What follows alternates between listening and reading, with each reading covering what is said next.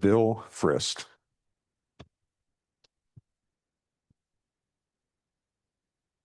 Good morning, everyone. Oh, to be able to stand here and look out upon all of you, I want to thank you for coming out this morning and really celebrating not just the past, and I love the video that we just saw, but also the direction that is ahead of us, the roadmap that you have in release of our report today.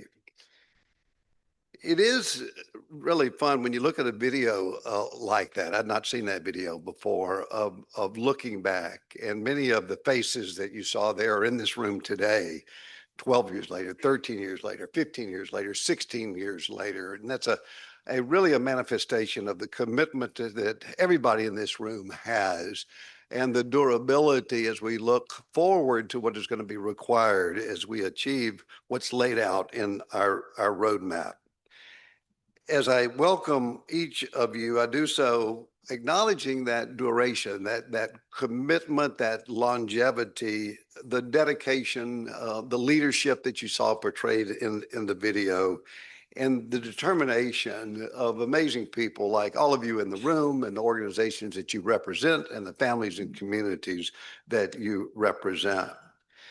Thanks to all of your work, we have so many accomplishments really to celebrate. First in K through 12, and we didn't get to talk about this last year, if you'll recall, because the scores were not out yet. But we can celebrate now. Tennessee's most recent NAEP scores were indeed historic. For the first time, Tennessee is in the top half of states for these important scores, the kind of numbers that I've hoped for, and I knew we could get to just 15 years ago. Further, our TCAP scores continued to rise this year, above pre-pandemic levels in so many areas. And this is what I love about this state, among so many other things. We don't see progress like this as a signal to slow down. We don't just lay back. We don't just sit around and wait for change. We get out there, we pursue it, we translate it into action. So while these achievements are ones to celebrate, we also know that we've got so much more work to do. Gaps still exist that, when closed, can lead to more opportunity for all students.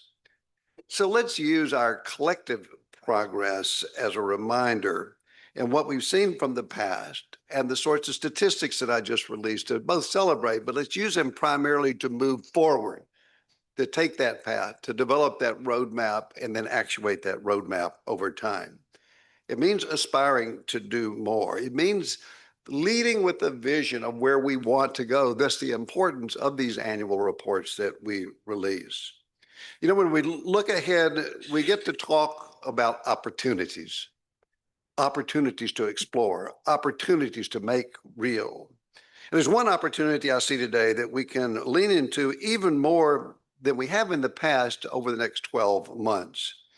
And that opportunity centers around one word that I'd like for you to take with you, and it is alignment, of taking us as individuals with our own individual activities and organizations and thoughts and strategies and vision and bringing them together as one. And if we take all of this innovation, and if we take all of the leadership, all of the partnership, all of the information, all of the data, and we reflect on this question, is the change we're making in Tennessee education aligned to another's work? If we think about it, if we articulate it, if we digest it, and then we act on it, we can have a synergistic impact on lifting every single child up, leaving no child behind at all for great success of opportunity and lifelong learning and economic opportunity for those children. You see, I believe that we are indeed at an important moment amid so many gains in student success and model setting work that is currently underway. We're at a time where we can do a lot more to make it work together, to play off one another, the person sitting next to you, the organization and the adjacent community, and build on one another. You can say that in so many ways, but said in another way, when we look out 2 years or 5 years or even 10 years, are all of the lines out there that we're working on converging into one, into a horizon that really defines a path forward that moves us down the field? So much is in place.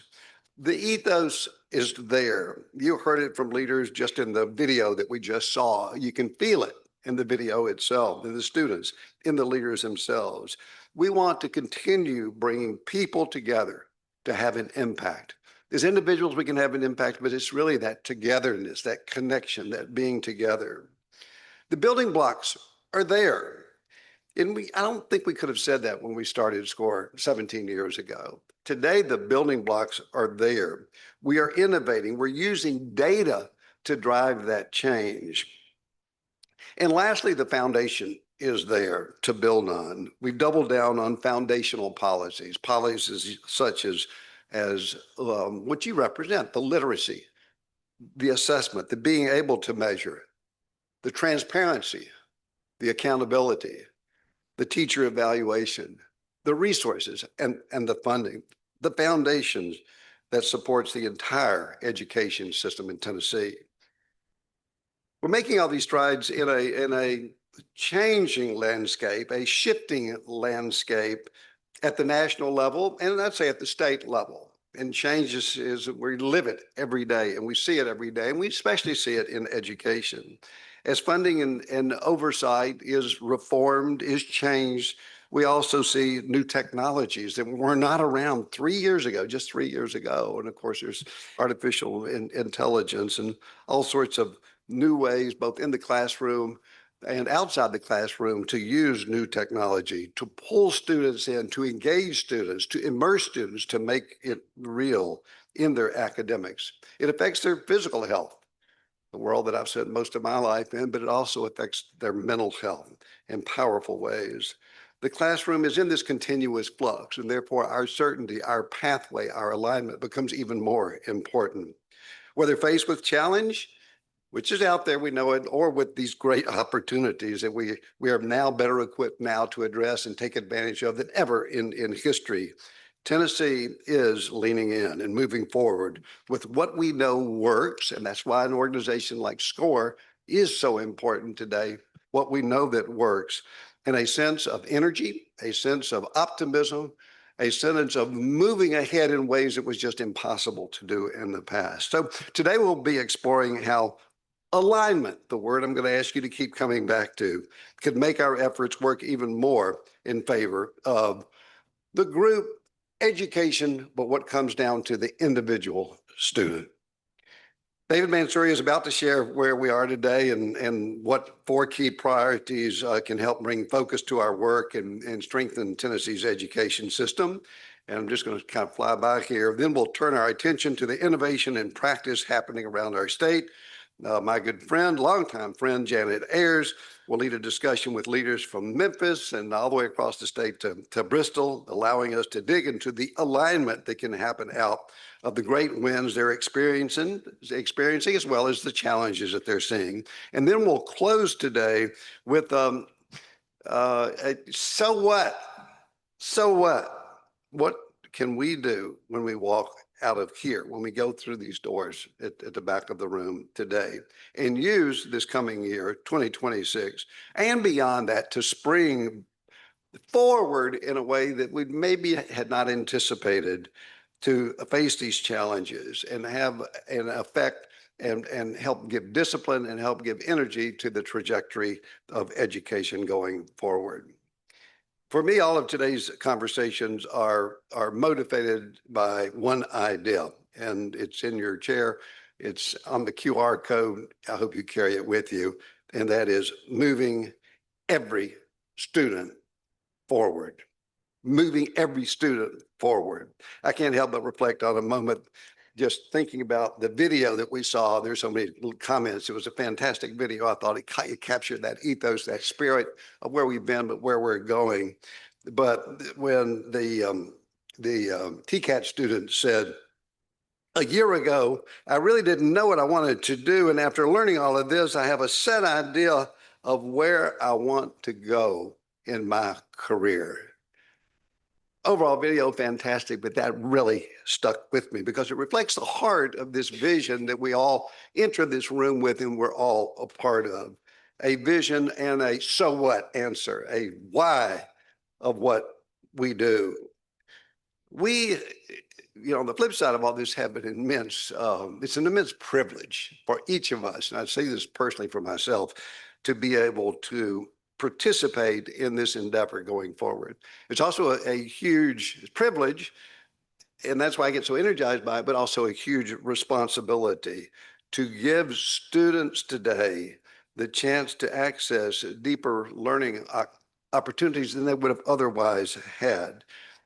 Learning opportunities that they just didn't have in the past, and to begin to see how those learnings can equip them as individuals to shape their future careers, whether it's personal growth, the knowledge, or whether it's skills, or whether it's the experiences of continual learning for the rest of their life to open up opportunities that open up economic security that they might not otherwise have.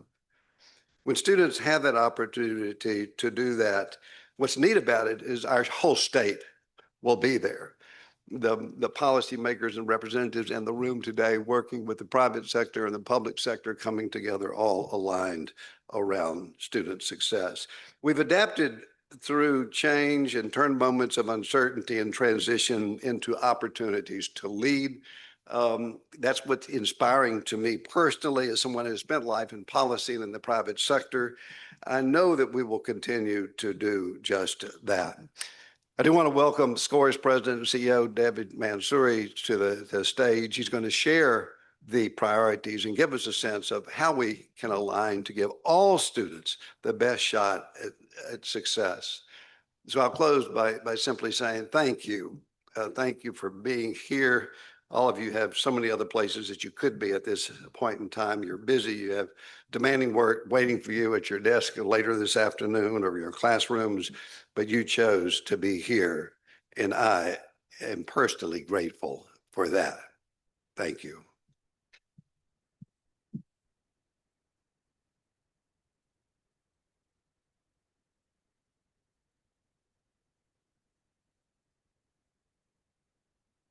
All right. Good morning, everyone. Senator Frist, thank you for that introduction and those words. Most importantly, though, thank you for giving us this vision and also vehicle in SCORE to come together on behalf of Tennessee students. We would not be working so closely with the incredible people in this room if it weren't for your vision of collaboration and leadership. I want to thank each of you for being here. We have a number of state leaders and local leaders who are with us. I want to just say a particular note of thanks to Chairman Jerome Moon and Chairman William Slater from the legislature who are here, Chairman Bob Eby from the State Board of Education, and Chairwoman Tara Scarlett from the Tennessee Higher Education Commission. I know we have many other folks in the room who are in incredibly important leadership roles in our state. I want to thank you for being with us. So the purpose of SCORE has been to unite and convene around education improvement in our state, and I'm excited to continue that sentiment as we look ahead to the 2026 priorities that we will introduce today. Each of the priorities we will elevate this year is centered around key areas where we see opportunity for our state to collaborate and align, as Senator Frist mentioned, to reach new heights for student success. In classrooms, in coffee shops, in committee rooms, in Zoom meetings, Tennessee leaders are developing initiatives that are data-driven, that are tailored to the needs of the students in our state, and that are forward-looking toward an ever-growing and more dynamic Tennessee economy.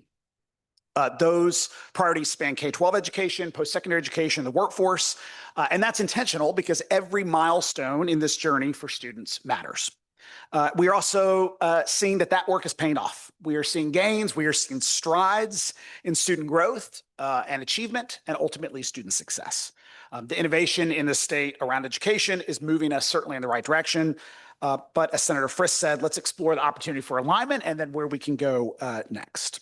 We know we are successful when every student in every school in every corner of our state gains the knowledge, skills, and experiences that ultimately lead to lifelong opportunity. So we begin where we have where you always want to begin when pursuing new goals, and that's a look at where we've been, where we are today, and where we are headed. And as many of you know, last year we launched Tennessee 2030, a shared vision for student success, to do just that. Many of you in this room were alongside the development of this initiative, offering insight into what eventually became a set of goals for our state. And when we looked at where we had been and also the continued gains, but when we looked really at the data, they showed that too many students were completing an education, but not able easily to translate that education into a career, and let alone a high wage in demand career. We also saw opportunities for improvement right at the moments that matter the most in a student's journey. Moments like third grade reading, like seventh grade math, like post-secondary enrollment, and like post-secondary completion. These are the points where student progress creates lasting opportunity and where gaps, if left unaddressed, can limit a student's future. So we asked ourselves a very simple question: what could happen if just one student in every classroom across the state reached key academic milestones each year?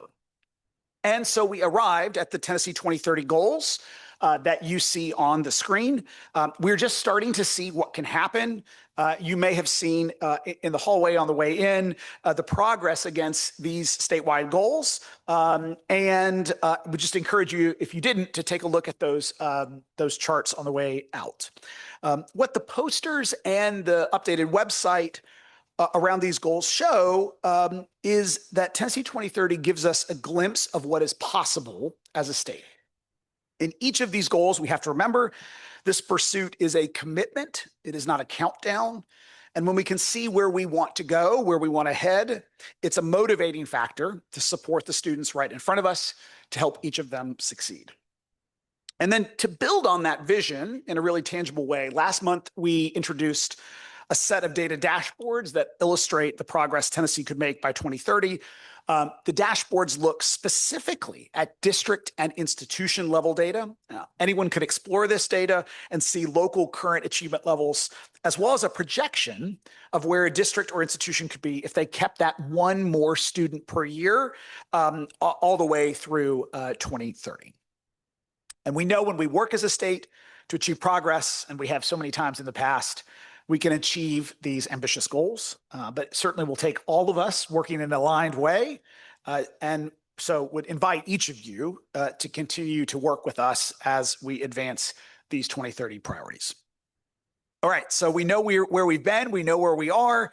Now let's look ahead with this first priority for 2026.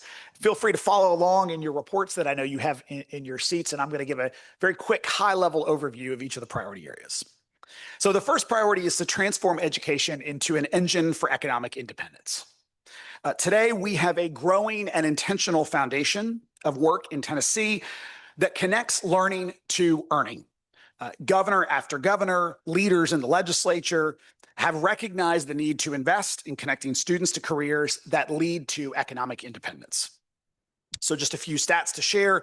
More K-12 students than ever before are performing at or above expectations in third grade, reading in particular, and also across all grades in math.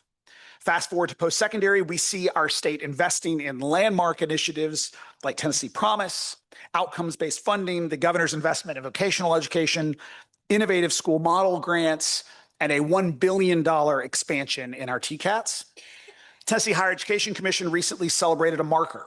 During the Lee administration, on-time completion across all public institutions has doubled. And at community colleges, there has been a 96% increase in workforce training since 2019. And right now, many of us in this room are supporting the work that the Tennessee Department of Education is leading around Future Ready TN, an initiative that is helping to reimagine the high school experience to ensure students have the information, support, and resources to succeed in post-secondary and career. But even with this success, data also shows that there are still barriers. So let's talk about where we can improve. We start with dual enrollment, which is one of Tennessee's most promising tools for accelerating opportunity for students. Yet most students in Tennessee aren't completing as many courses as they have available, And we know that many students take courses that don't clearly connect career to opportunity.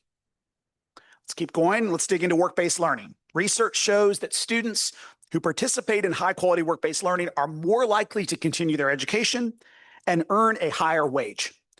Work-based learning participation has increased in recent years, with 26,000 Tennessee high school students having participated in credit-bearing work-based learning courses in 2023. But access still varies, and we continue to see participation gaps among students of color, economically disadvantaged students, and English learners relative to their peers. Finally, Tennessee is not monitoring work-based learning experiences to ensure students are gaining skills through quality experiences, making it difficult to assess and pinpoint how to strengthen those opportunities. And then let's look at credentials. So we know it's a confusing world for learners. There are more than 1 million credential and degree options nationwide, and students often enroll without knowing which opportunities will actually help build their careers in a measurable way.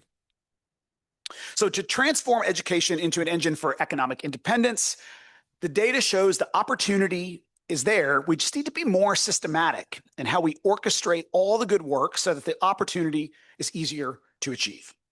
So in 2026, let's audit the options, create frameworks, track the data, put all that together into information that works in a student's long-term favor, stoking a passion, and turning that into a profession that leads to economic independence.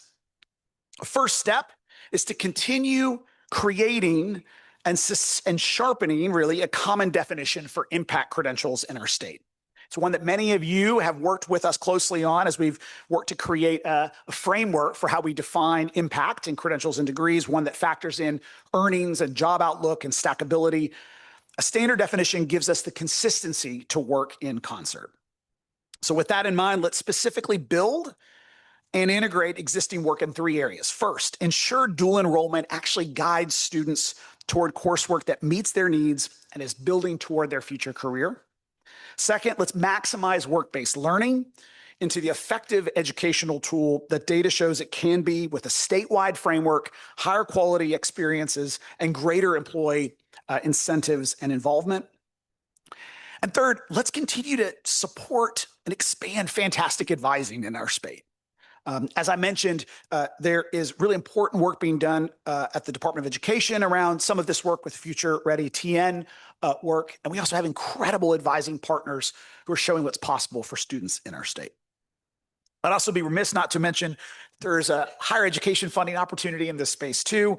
The outcomes-based funding formula for higher education is in its once every 5-year review process to ensure that the way we fund post-secondary education in Tennessee is connected to clear and impactful outcomes.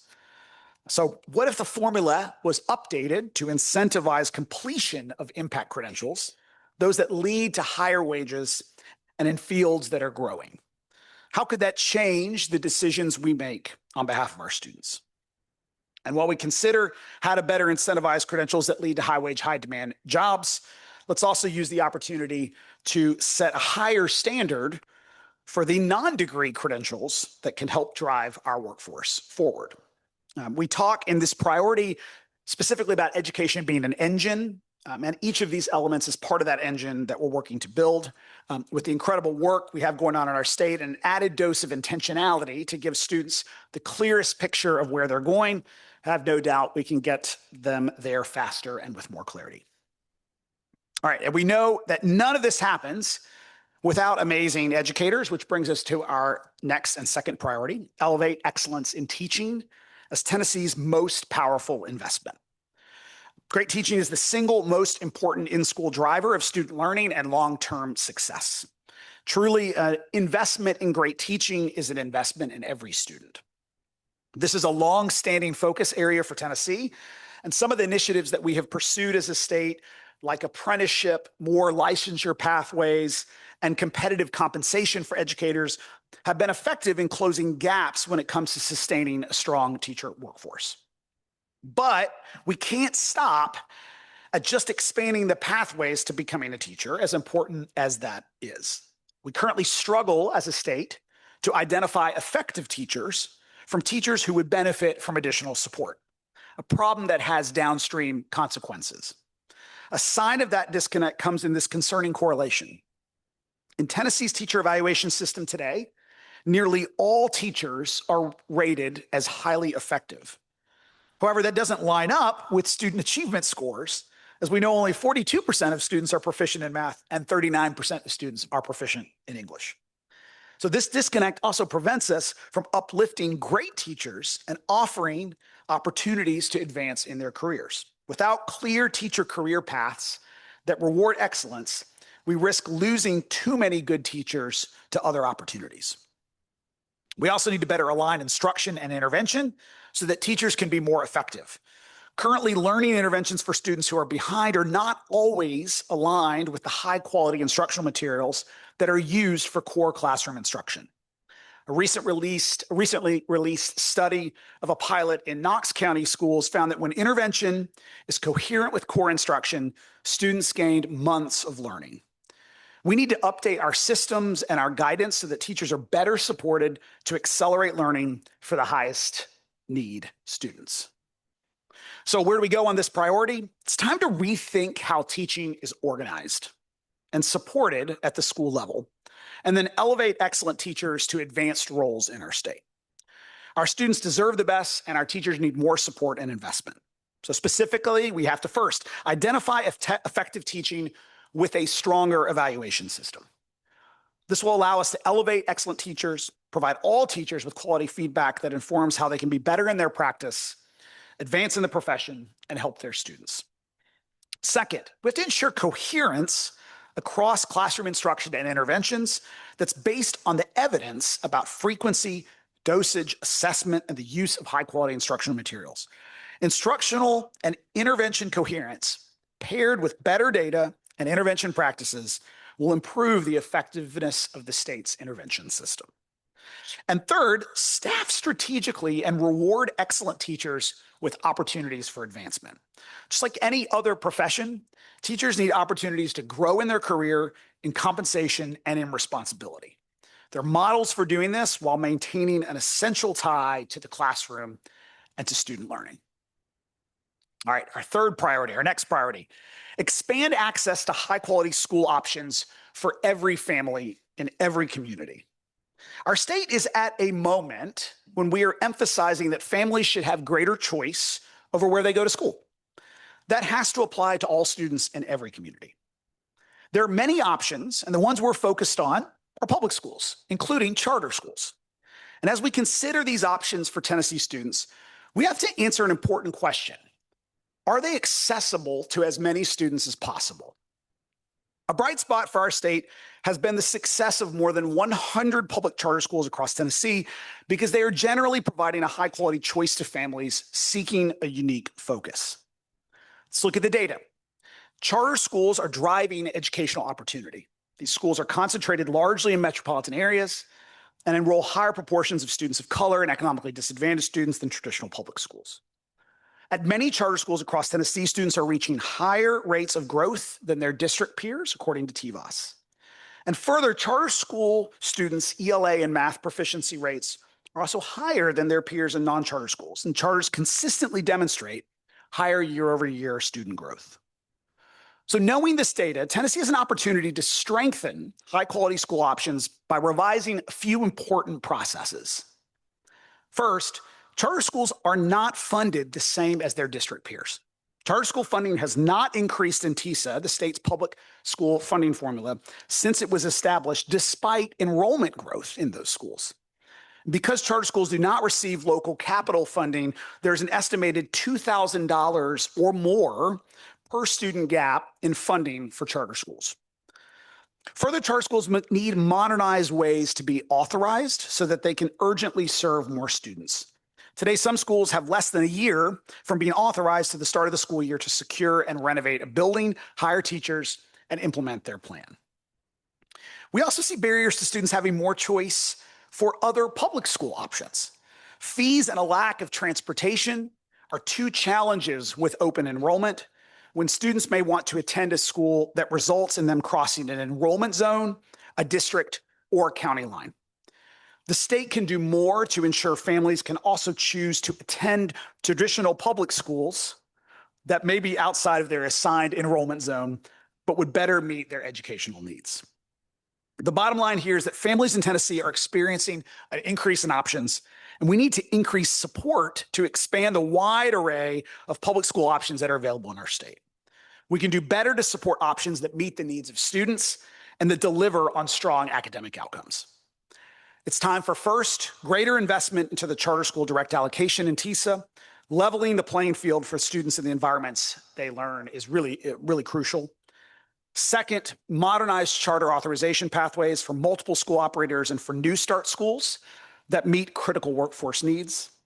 And finally, break down barriers for open enrollment in traditional public schools by improving the process and increasing transparency for families. All right, and finally, our fourth priority, which is to continue to lean in to accountability data systems, high standards, and align measures of student learning that can turn actions and insights into impact. Accountability is both bedrock and paramount to all that we do. It allows us to ensure that every public dollar increasingly contributes to better outcomes for students. It's also a trust builder as we partner with policymakers, schools, and families to mutually enhance educational opportunities. Because we've taken such an intentional approach to accountability, Tennessee is a national leader in using data to drive improvement. With the myriad of ways we know that measurement can happen, the work is to align the system with state priorities and give educators and leaders the information they need to drive improvement.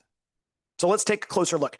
Right now, our accountability systems as a state in K-12 education are fragmented. There are two separate systems, a federal system that identifies schools that need additional support, and a Tennessee system that assigns a letter grade, A through F. Technically, a school could be a success in one system and not in the other system. They also differ in how they account for achievement of specific student groups, including students who are furthest behind or who are historically underserved. Farther down the educational journey, we use two indicators for post-high school readiness, both a college and career readiness indicator and a ready graduate indicator. Settling on this college and career readiness indicator as the more rigorous measure of readiness makes sense. And these different measures create also confusion for parents, education leaders, and policymakers. Pursuing a more unified accountability approach will create a stronger through line of measurement to be able to see how well students are performing in K-12 education and how they will be prepared for long-term success. Schools and families also experience a lag in receiving student scores on assessment. TCAP scores from the previous year are often not available until right before the beginning of the next school year, leaving little time to plan or to intervene in ways that would meaningfully support students. At the same time, more than a dozen states have adopted policies and technologies that allow for scores to be shared nearly 1 month faster. And finally, we don't have much insight into additional assessment requirements at the local level. We need to learn more to prevent redundancies and ensure that the optimal amount of time is spent on instruction. So to get a clear picture of how well we are doing and to make system-wide improvements, we need to streamline our approach to holding schools accountable for meeting high standards. We need to give parents, teachers, policymakers, and students information faster and with as much clarity as possible to make informed decisions that support student success. So here we are, a snapshot of where we stand and a vision of where we can go if we bring together the tremendous work underway across Tennessee and align it to a shared North Star for even greater impact. You have in your seats much more detail on each of these 4 priority areas, and I just covered a couple of highlights of those today. And before we turn to our panel, I want to just very briefly thank the SCORE team who spent a significant amount of time over the last 6 months working on this report. There are about 15 folks on our team who were involved in this report in one way or another, but want to particularly thank Nicole Smith, Aaliyah Guthrie, Kirby Hensley, Ariana Solis-Gomez, and Kat Rinkenberger, who played just critical roles in both producing the report, the recommendations, and then all the communications and work that went around it. Will you just join me in thanking those SCORE team members?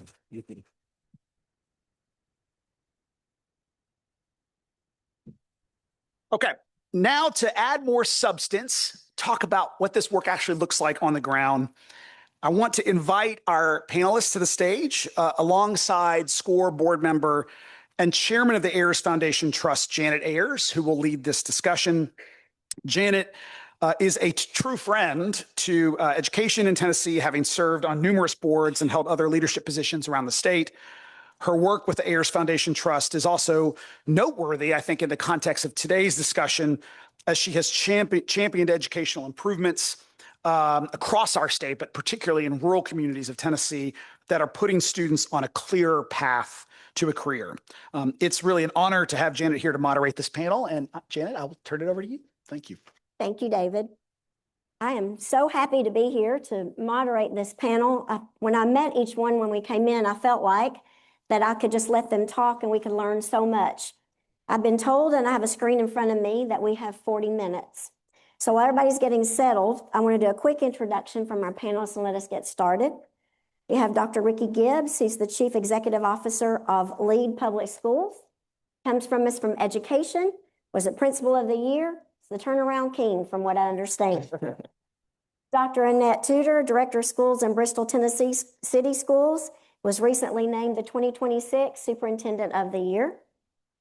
Rory Thomas, President, Memphis Medical District Collaborative. Excited to hear about that. Learned he's number one. He's number one in the Power 100 in Memphis in the Business Journal. And Dr. Brian Noland, President of East Tennessee State University and my alma mater.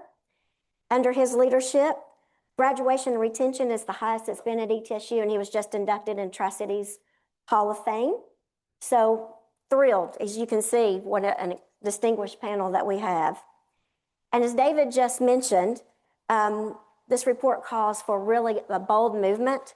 I think there was one line up on the screen that probably says a lot without me repeating all of the things so that we can save time and get to the panelists. I'm not going to read everything that's on my card, but we're going from learning to earning. And I think that sums up a lot of the 4 priorities or why we're here. And each person on this panel plays a unique role in connecting that learning opportunity. Their leadership matters. And I'd like to begin a question for all of you, just an icebreaker round, I should say. What is your school, organization, or institution doing to move every student forward? And Dr. Gibbs, I'll start with you since you're the closest. Works. It's going to be an easy target. Hey, look, I like starting first. So with Lead Public Schools, as we look at moving every student forward, we've doubled down on just ensuring that we're taking learning and opportunity and making it tangible for every student we serve. We look at it as far as 3 specific priorities as we do this work. We're aligning academic learning to the real world, ensuring our students have opportunities that will not only strengthen them academically, but prepare them to ensure that they're not only ready for college, but ready for life. We're expanding the pathways that they are exposed to while they're in our schools to ensure that they leave us with credentials that will be of value to them post-graduation. And we are taking our partnering with the local businesses, nonprofits, and higher education institutions across our state extremely serious because we know that these partnerships are what will help drive not only our students forward, but the success of all students forward. Ultimately, at Lead Public Schools, we believe it's our responsibility to ensure our students are ready. And when we say that they're ready, we mean that they're ready for college. They're ready for life to ensure that when they leave us, that whatever they decide to do, they will be successful. Dr. Tudor? I'm going to piggyback that just a little bit. Similarly, in our district, first of all, it's my privilege to be here representing K-12 public education in the state of Tennessee. We have wonderful things to celebrate across the state. Similarly, in our district, we are very intentional about focused on really 2 priorities. Obviously, the academic priorities and ensuring that every student learns the academic standards necessary to be successful, but we also focus intentionally on career skills. And we start that with our youngest humans, our 5-year-olds in kindergarten. Start that. I commend the state of Tennessee for really taking bold steps forward in curricula, particularly in reading and the science of reading. Our elementary curriculum for students really focuses on speaking and listening and collaboration skills with 5-year-olds. Those are crucial employability skills that students will need. So we're starting with 5-year-olds. As they move into middle school, they work on planning. They take career assessments that determine what their interests are, not only their interests, but what are they best suited for. You heard we have, 1 million options for industry certifications and career opportunities. Our students have no idea what's available to them. So they start learning that and setting a path forward in middle school and planning what that coursework will be. As they transition into high school, they execute that plan. So they finish their coursework, and then they really, in the latter years, free up opportunities to earn those industry credentials at an early opportunity, or work on work-based learning opportunities, or engage in dual enrollment that sets them on that path forward and really expedites their opportunity for that. So I believe in our school district and in public schools across Tennessee, we are really focused on intentionally ensuring our students have a path forward for their career success. Well, greetings from Memphis. I think I'll represent the West Tennessee side, so I'll hold it down for my West Tennessee people in the audience for sure. I think our organization is a little bit different. The Memphis Medical District Collaborative, our work really working with students started in 2022 with 8 students in the summer. Fast forward to this past summer in 2025, we had 106 students. And it's all about exposing young people to careers in healthcare. So 106 students, they either juniors and seniors, mostly in high school, pre-EMT program, CNA, or just did career readiness in healthcare to know there's hundreds of jobs in healthcare. You just necessarily do not have to be a doctor or a nurse. So a lot of these students, I think 43 of the students went through CNA. 36 of those students passed their state boards. So some of them are in college now, but some of them directly started working for our hospitals, Methodist, Baptist, Regional 1, St. Jude. And the great thing about it, especially for students, the Earn While You Learn is a big thing. So we paid every student $15 an hour throughout the summer as they trained with us. Well, I want to begin by thanking SCORE for the work that they do to provide a foundation of leadership across the state rooted in data. We're an institution located in Johnson City, Tennessee, that traces our roots back to the Normal School Act from more than a century ago. We train students from preschool all the way to med school. We run a lab school on campus. So we have more than 700 students enrolled grades K through 12 in what many would consider to be a pretty innovative learning environment. But as I look at elements that our board has encouraged us to focus upon as it relates to student success, it's really ensuring that we drive and improve graduation rates. When our Board of Trustees was formed almost a decade ago, the graduation rate for the institution was a little bit north of 40%. Now it's 56%, a 15% improvement over the course of a decade.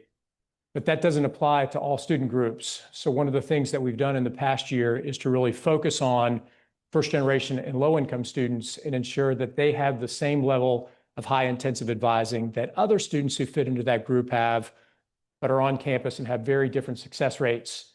If you were to look at our student athletes, why do the student athletes at our university graduate with a 75 to 80% graduation rate? High intensive, intrusive advising. So over the course of the past year, we've replicated that for first generation and low income students. We've hired 5 new advisors with a 50 student per advisor caseload, and we began to build out opportunities for those students to see the same success that other students have on campus. So our goal is to ensure that more students who begin their journey at the institution have the opportunity to graduate on time, and graduate with no debt. Next Saturday's commencement, I'll shake 1,600 hands. About a week later, I'll get the flu. But 60% of those students have no debt at all. 60%. So how do we ensure that more students are in an opportunity to realize that outcome? Thank you. Clearly, obviously, we have a lot of great things happening across our state, from one end to the other, east to west. I want to focus more on K through 12 right now. So Dr. Tudor and Dr. Gibbs, y'all are both have reward schools. in your districts and have been recognized for their high performance. I think you both would agree that teaching is still the greatest driver of what is leading those achievements. So I want to ask you both this question, and Dr. Tudor, I'll start with you, but this question is for both of you all. How can we as a state, better support teachers, including by elevating and incentivizing excellent teachers? Thank you. Well, obviously, I think we can all agree in the room that teachers are our greatest asset. And so a priority that I believe is necessary for student improvement is really intentional investment in our educators. You heard some of that in the report that's being released today. One of the things that I think we can do is really focus on different models that encourage teachers to not leave the classroom. We heard about advancement opportunities, and in my day, I've been around for a minute. In my day, the way to advance is to leave the classroom and become traditionally an administrator. From a superintendent lens, that's exciting for me because we get our great teachers becoming great leaders. But who suffers the most on that move is traditionally the students. So our best teachers are leaving classrooms for advancement opportunities, and not only advancement, but better compensation. So I think a focus on how do we keep great teachers in the classroom, supporting our students certainly, but also supporting novice teachers. The curriculum has changed significantly since I started in education almost 30 years ago. It's hard work. It's not easy to do, and there is a learning curve that happens post college, that they have to come and step into the job and learn how to do it. And so we are partnering both with SCORE and Opportunity Culture to offer strategic staffing opportunities for our teachers as an incentive to keep them in the classroom. And so we're looking for ways to incentivize them with more pay and more responsibility. And they are serving as mentors and leaders for novice teachers, teaching them and modeling for them great teaching while also teaching students. They don't really leave the classroom. The way we do that is compensate them well. And so some of them are earning 15 to 20% in a stipend of their regular traditional teaching salary. So they really could really increase their earnings that are similar and comparable to what an administrator would make, but they're not leaving the classroom. They're having great impact on novice teachers, but also on students who need them the most. So rather than pulling our best teachers out of the classroom, they're supporting everyone in that. And it's really a win-win for us. And so we're early in these stages of that, but our initial outcomes are showing that students are learning and having better opportunities.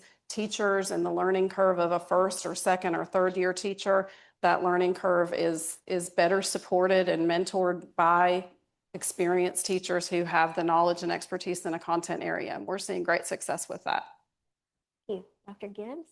So it's funny, when I started early and you said you were going to build onto it, I feel like we're going to just keep throwing alleys to each other, and we'll dunk it as we go. At Lee Public Schools, we have doubled down on this approach. I would like to take all the credit and be like, man, this was my idea, but I have to pay homage to our previous CEO, Dwayne Tucker, because he saw early on that if we created a different pay option for teachers and gave them the opportunity to earn more and stay in the classroom, we would find a way to keep our talent in front of students versus the traditional approach of, if you want to make more money in education, you have to become an administrator. So we have a pay for performance plan at Lee Public Schools where our teachers have the ability to make up to $100,000. And it's based upon their ability to not only perform on the team evaluation, but also looking at the outcomes that they're getting for our students. With this program, they're able to earn up to a 10% increase each year. And as we know throughout public schools across the country, the standard step increase is about $1,500 a year, if not right about $1,000. But we've told our teachers, if you show up and show out for students every single day and are getting the outcomes we know that will change students' lives, we want to incentivize your pay, and we'll pay you up to a 10% increase each year to remain in the classroom and continue doing this life-changing work. It's our teachers who perform at the highest levels. We have a separate program for them we call our master teacher program.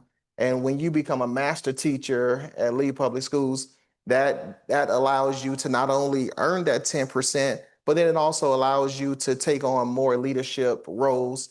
We've just started a new program where we're reimagining our master teacher program to similar to Dr. Tudor, where our master teachers began to mentor some of our younger teachers because we have this fundamental belief that if you're going to be a master teacher and lead public schools, yes, you're going to get great outcomes for students. But the difference from going from a good teacher to a master teacher is now you're able to lean in and support your colleagues because we have this fundamental belief that colleagues don't let colleagues fail.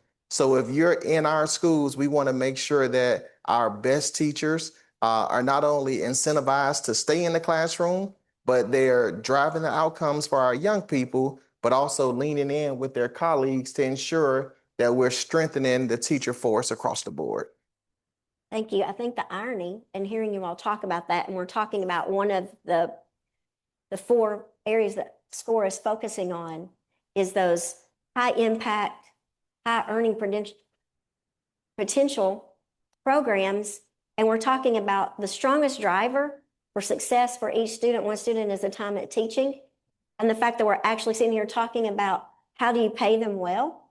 They are the most high impact, high demand career that we're representing here, but yet we aren't necessarily recognizing it that way. So to hear the innovations that you're talking about, I think sheds, it really puts a spotlight on the work that y'all are doing. But I think and I hope it makes everybody in this room step back a minute and say, when you say high impact, high demand, we better be including teaching in that category. Great. Or we are not walking the walk and talking the talk really well as an organization. So thank you for your work. And I think we're going to maybe walk away and remember that when we're talking about high impact, high demand, you all are doing it, recognizing it, and we need to do that as a state. Dr. Gibbs, I'm going to pivot a little bit and talk to you about that preparing students for what comes next is really, you mentioned that in your opening, what is a core tenet of Lead Public Schools. We know our charter schools are getting outsized results. With students they serve in Tennessee, and yet charters continue to face challenges both in authorization to open new schools and securing funding for school facilities. How would solving for those challenges strengthen your network's ability to expand opportunities for more students? Yeah, so I'm gonna hit on this in 2 different phases. So Lee Public Schools is located right here in Nashville. And obviously we got the reports out right before Thanksgiving about the reward school list. In Davidson County, you have 29 reward schools, 11 are public charter schools, which is amazing for the sector to see that work that's happening. But when we look at what's happening across not only Nashville, but in the state, we have to come up with some really solid, clear-cut authorization strategies, and we're moving as a state towards that now.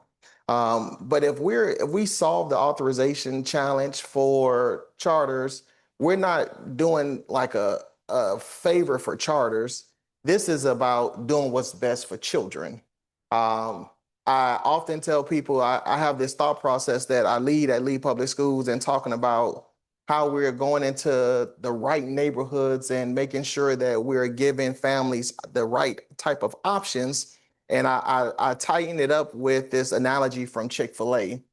Chick-fil-A has figured out how to put a Chick-fil-A in any city in this country, any neighborhood.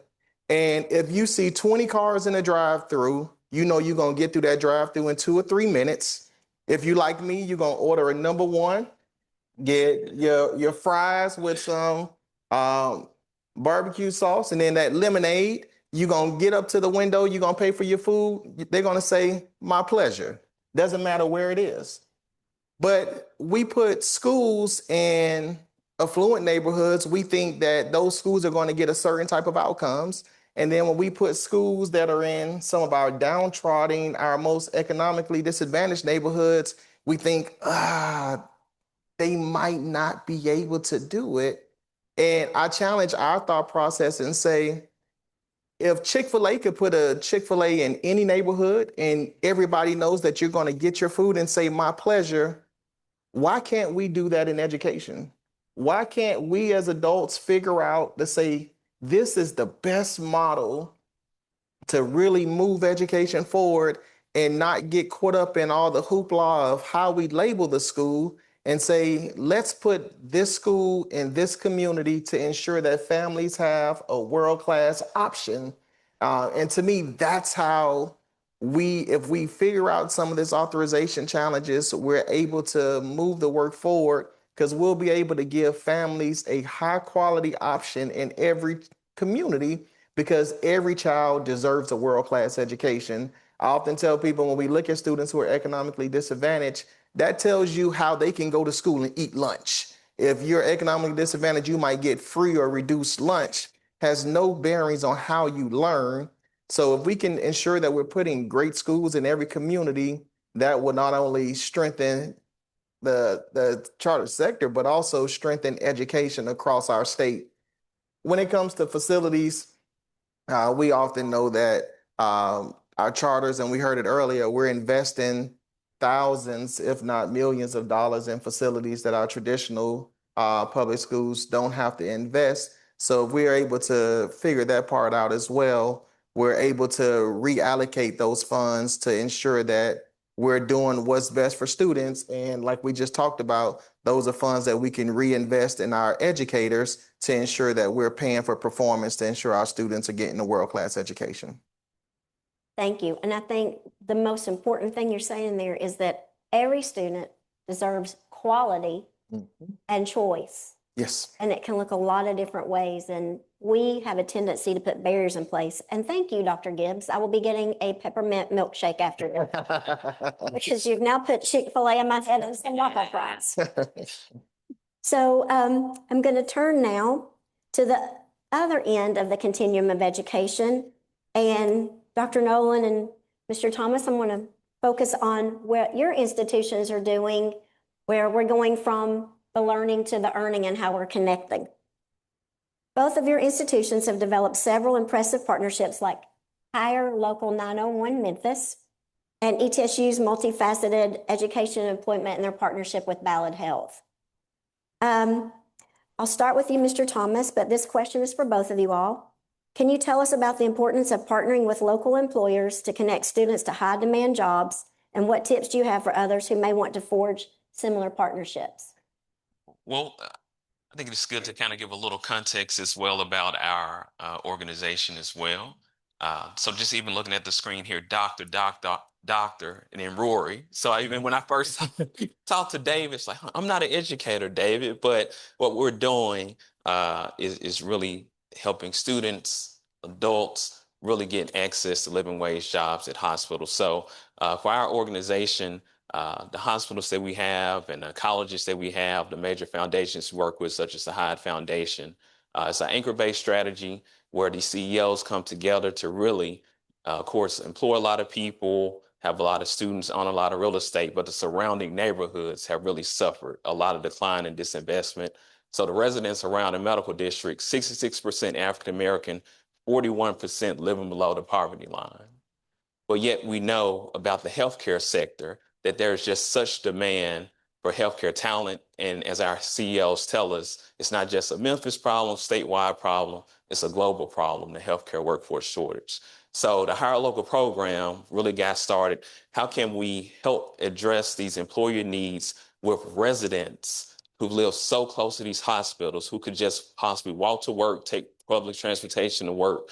How can we build those training programs together? So that's what we've done really since 2022, the Hire Local program. So we work with residents, so it can be 18 and older, to get them trained for living wage jobs with clear career paths at the hospitals. We really started off with CNA programs, and part of it, of course, we pay them while they're learning. CNA programs, so once they're done, we work with the employer, they're guaranteed an interview at one of the hospitals. So you want to have those, if they're getting certificates and learning, making sure that there is a job opportunity at the end. We've been very successful with that program.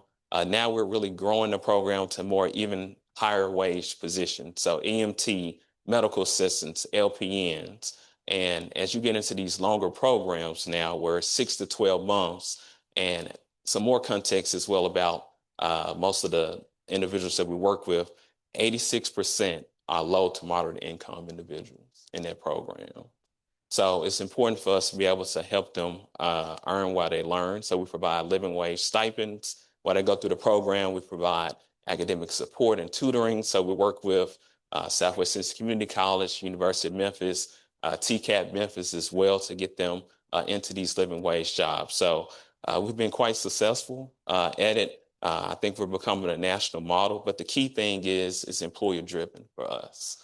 So we work with the employers to build the training programs, and obviously once someone is graduated from the program, they're ready to start working. A great example would be for us, our local paper did a story. A single mom of 3, had one child in and out of LeBonner Children's Hospital all the time, and would want to work at LeBonner, but could never get a call back for the job.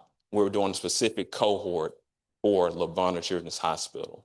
She got into that higher local cohort, went through the program, got certified, landed her dream job at LeBonner. So that is the type of work that we're trying to do, but we really see an opportunity for us of getting our younger people in schools involved in healthcare careers. So starting at the high school level, even going back to middle school, but that's kind of more of the context about what we're doing with the higher local program in Memphis. Thank you. Dr. Noland? So in Northeast Tennessee, as we came out of the pandemic, one of the factors that really struck us was the fact that our college going rates in many of the rural counties had dropped below 40%. And as we sat down with superintendents and principals and began to ask questions around why are students not going on to college, because we're in a state where community college and TCAT is free, really began to focus on a series of questions that superintendents and principals were presenting to us, which was linkages, alignment, as the senator noted, from high school to career. We're in an area where our largest employer, Ballot Health, at that time was moving through a pretty significant nursing shortage. We put a P20 network together, and in that P20 network, Alan Levine, the CEO of the hospital system, who's on the scoreboard, said to me, Brian, what if we created a program where students in the 9th grade could begin to take courses that would prepare them for a degree that aligns directly with employment at Ballard?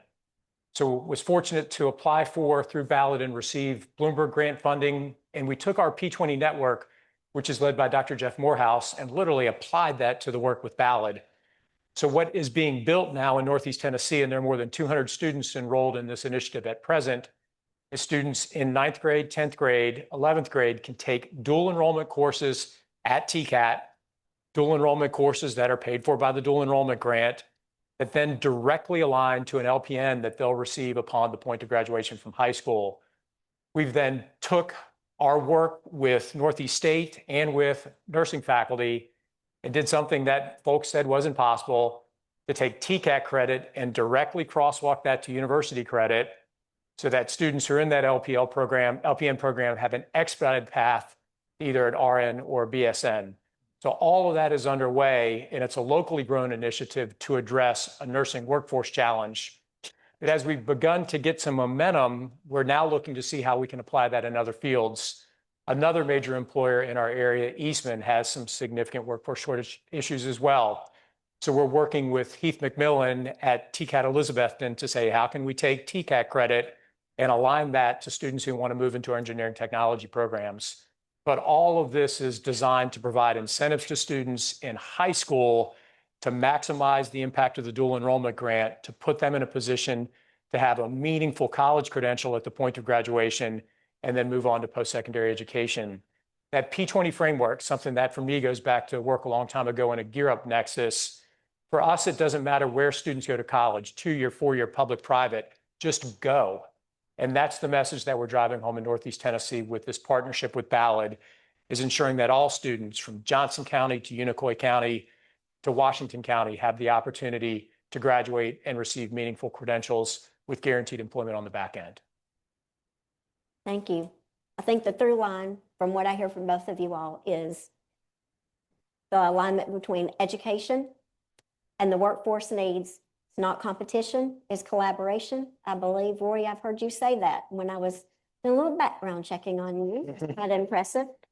And we know by 2031, 2 out of 3 jobs are going to require those post-secondary degrees, and yet half of our population, less than half of our population in Tennessee, have those credentials. So the work that y'all are doing is really important of how you're aligning education and workforce. So staying with you both, I want to move into about data.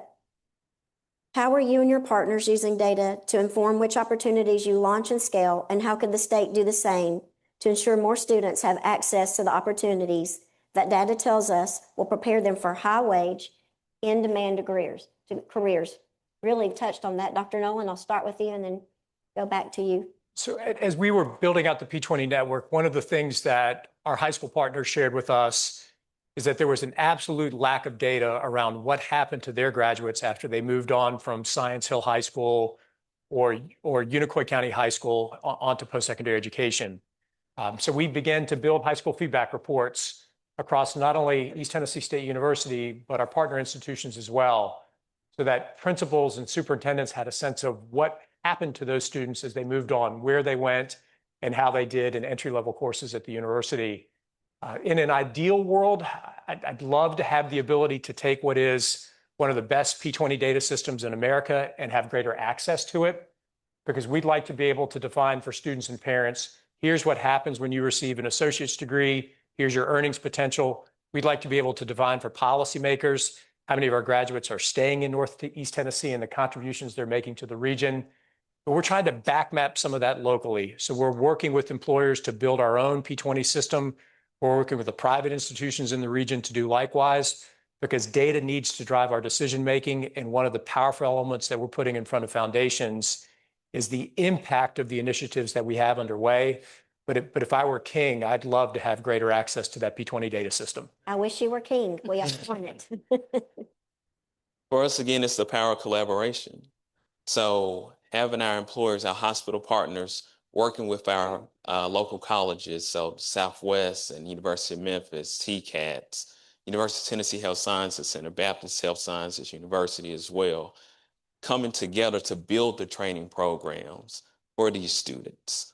So that has been really the secret to it, and really knowing from the employers what jobs they're hiring for. Given our relationship, we know how many LPNs they're planning to hire over the next 3 to 5 years, how many CNAs they're going to need, how many medical assistants they're going to need, radiology techs, EKG technicians. So it's really that collaboration, bringing those two parties together to build those training programs. I think it's really the key to success. And, as we think about other things, AI and healthcare and other things, the great thing about being employer driven, if those things do affect certain jobs, we're on the front end in which we know, all right, we need to pivot and start training for these other programs. But that is the biggest thing, being employer driven, bringing both parties together to basically get the results that we need, and having individuals in these high paying and living wage healthcare careers. I agree. I know with our own foundation, data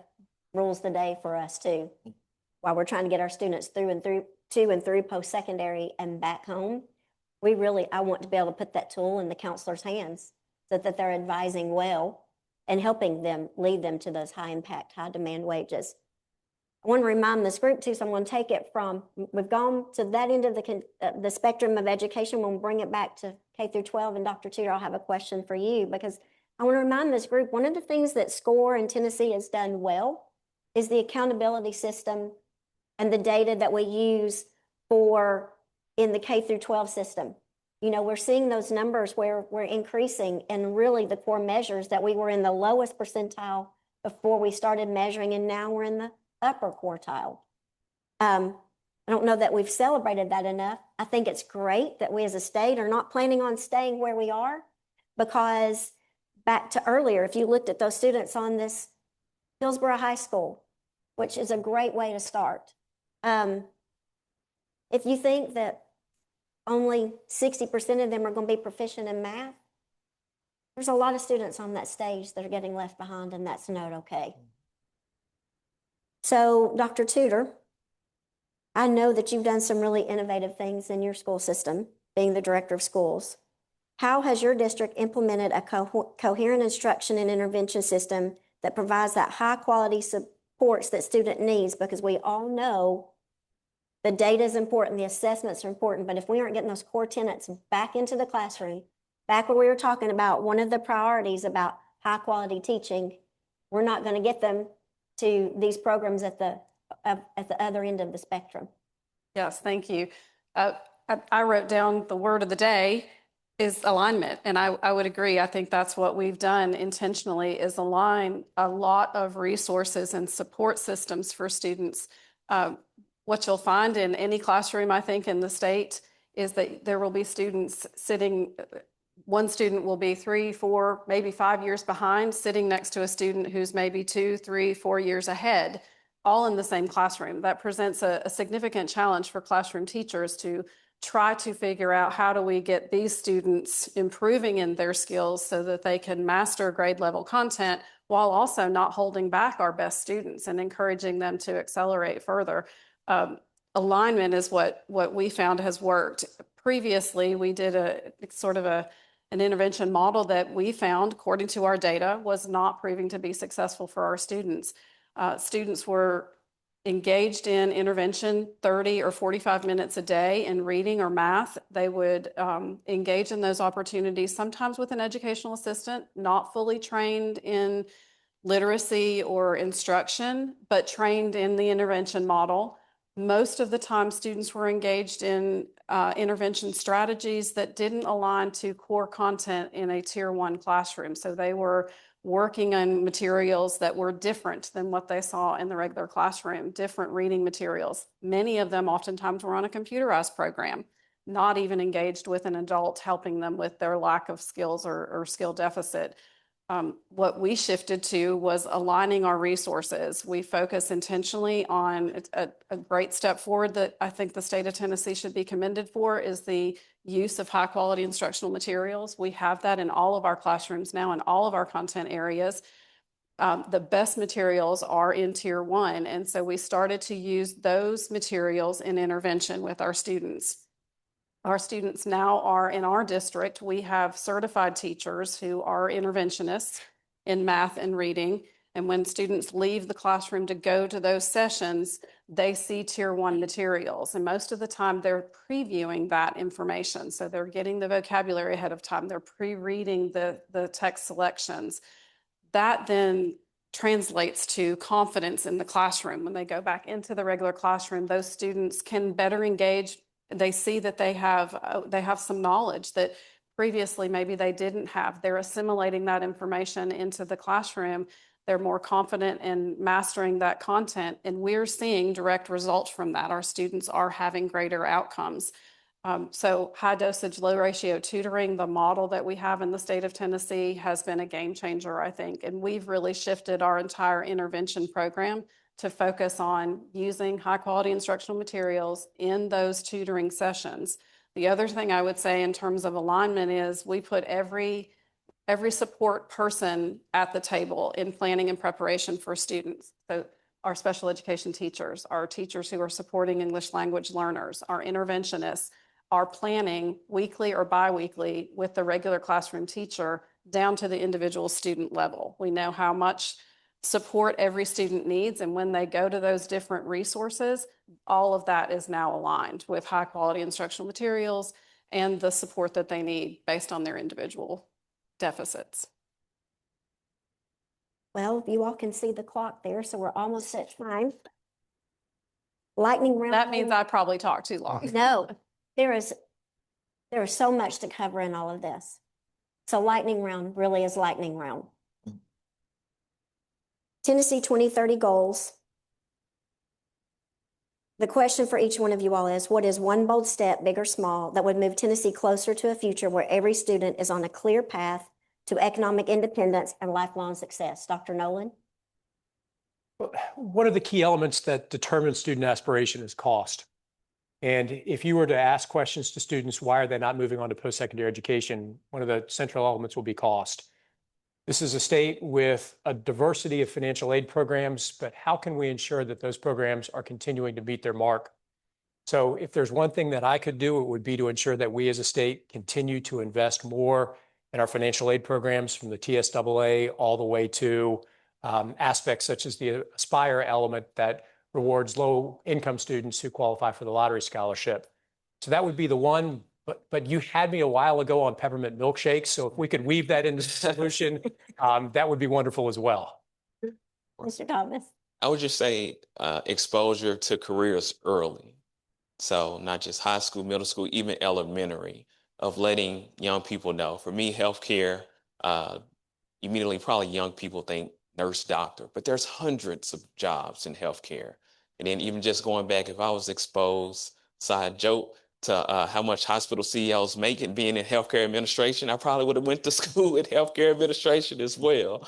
But as since everyone is throwing a quick analogy, I think about one of my favorite movies, Trading Places, with Eddie Murphy and Dan Aykroyd and Jamie Lee Curtis. And it just really showed how putting someone, exposing them to something that no matter what zip code that they're in, if you give them the opportunity, everyone can have a successful career in life. Dr. Tudor. So I wrote down the name of the song the students sang this morning, Don't Stop Me. I think what I think we need to do is be courageous enough to continue to take bold steps in Tennessee. I think we've done a fantastic job of that in recent years. I think sometimes the problem is the adult. And if we step aside, I think, gosh, we have such talent in our students. And if we let them really become innovative problem solvers, and really think in terms of education as facilitating that learning process rather than the adults are the ones with the answers, let the students figure that out. I think they have the answers. And I think if we really think of ways to do things differently, I like change. Not every educator likes change, but we have to do things differently to get different results. And I think we need to be courageous enough to step aside and figure out how to do that for our students. Thank you, Dr. Gibb. Told you we're going to be throwing the alleys. The bold step for me is simple. As educators across our state, we got to check our egos at the door. We have to have opportunities like this where we have leaders of traditional public schools, leaders of our public charters to get together and just have conversations about what's best for students. Education has become such a polarizing topic where we have, you start pitting traditional versus public charter, but we're all trying to get to higher education. It has to start where us having these honest conversations of, let's figure out what's best for our young people. Let's do that. And then we can move our state forward.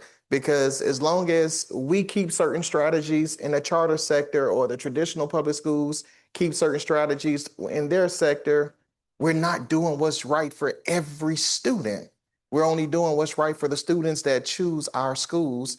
And if we could check our egos at the door and say, we're all learned adults that could work anywhere in the country, but our young people, statistics say that they may not graduate from high school, that's a problem. So if we check our egos at the door and start working in partnership, that's how we do what's best for every student across our state. Well said, each one of you all. High impact jobs, pathways, quality teaching, quality choices, and the way we measure data and accountability is a high level of the priorities. But seeing those students sing and no barriers, I know as an organization, we talk about no barriers and one student at a time. This data, what we're doing, if we leave one student behind, we've done these students a disservice. And every part of the spectrum is important. Side note, Mr. Thomas, about getting in front of people, my degree is healthcare administration, my undergraduate degree. In the 80s when it was new, it was so new that my dad thought all I was going to be able to do was help pregnancy tests at the health department. So it really is important to get them involved. And it was a great career, by the way. So I have to chuckle on that one. So thank you all. Please join me in saying thank you to these panelists. You all are fantastic and great work.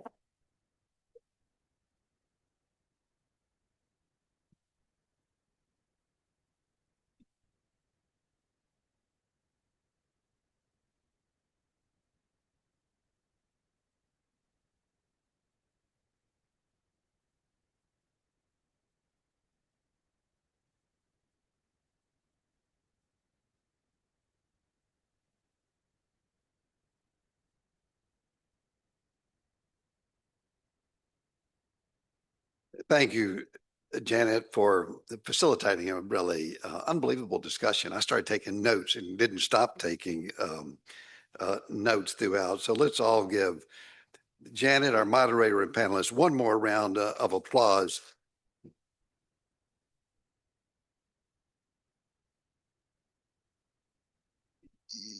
You know, we try to organize this tightly with as much information as we can get out in an hour and a half. And as we bring this to a close, I do have just a couple of minutes of reflections.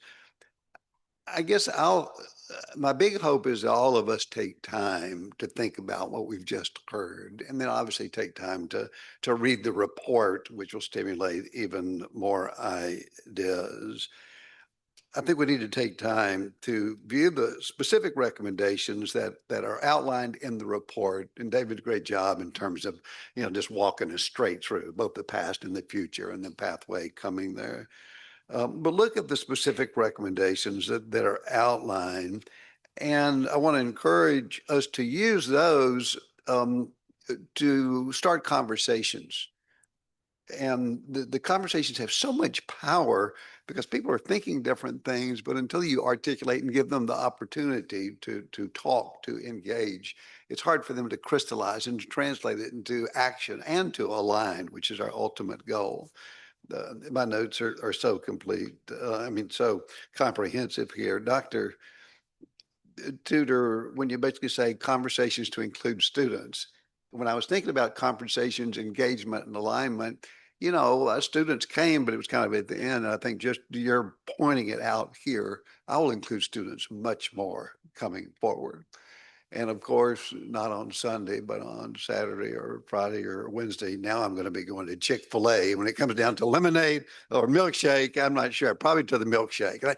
And I love the Chick-fil-A, even as a heart surgeon. Actually, as a heart surgeon, it's pretty good because I think all that fried chicken does kind of increase business for the heart surgeons as well. But anyway, all sorts of things going through my mind. I think the point is the discussions and the engagement. It's something that I'm going to take away with me today. It means that it's not just the conversations. Behind all that is that we're not going to sit back. We're going to be taking action, and that action is going to translate into lifting every child up. We can start by examining the challenges before us and finding ways to partner with others, to align with others, to effect this change for students across Tennessee. And as we take these important steps, we will align. That'll cause us to be curious. It'll cause us to get outside of our own sort of little box. It'll then cause us to engage in ways that we might not otherwise engage, to ask questions and to connect with one another in really meaningful ways. And the product of all that, the result of all that, and I mentioned it earlier, and I really do continue to believe this with my whole heart, that we can indeed do what this says of moving every student forward, every single student forward. Each student deserves that, what we talked about, the access and the opportunity and the success. And then we have the chance to make that available to them in a way that changes not just the next year and the not next 4 years or 5 years, but their entire life. In the midst of change and innovation, and those words keep coming back again to me as I listen to the panel, as I listen to David, let's continue to transform, improve, but transform our education system into a model for us across Tennessee and across the South, Southeast, but really across the entire nation. As you leave here today, trying to think of something specific, and something I was thinking of is maybe as we leave here, we all take 3 colleagues and share with them today's message. I think the QR code is the report itself, and you can use your phone now or later to take a picture and a screenshot to be able to take that and share that report with just 3 people. And you can do it, by 2:00 this afternoon. And basically that will start a conversation, and just with the people in the room will have an impact. I think additionally, be sure to explore the 10, 20, 30 local dashboards. They came live, David, I guess 10 days ago, in the last week, and they are so neat. And so sometime over the next couple of days, go on there and look at the dashboards. And again, as David said, they can be tailored to the sort of individual interest that you have. Sign up also as a partner if you have not yet when you get home on those dashboards. I'll close by thanking one person who doesn't get thanked very much, but literally none of this gathering, connection, alignment, articulation, and things that give you action items to leave with, which we know synergistically can have a huge, huge impact. None of that would happen without one person in the room. And that one person, I get a lot of credit because, you know, people are nice to me, give me credit because of the initial vision. But as you can imagine, putting something together like this takes a vision and a commitment to it, but it takes the people who lead the organization. So I do want to ask all of you to join me in thanking the one person who makes this possible today, and it's David Mansouri.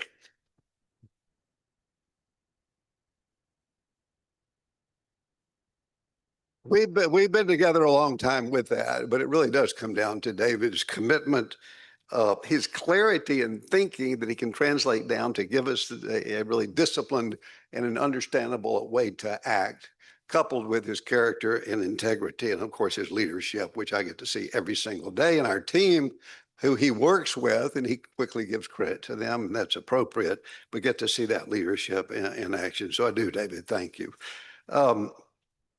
With that, I think that is it. Thank you. As I opened in my first couple of sentences, thank you for taking time from your busy schedule to share with us these 90 minutes.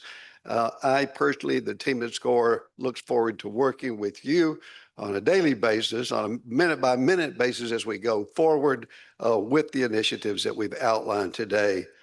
I look forward to working with each of you on behalf of not SCORE and not us in the room, but on behalf of every single student today and tomorrow in Tennessee. Thank you all. Have a great day. Appreciate it.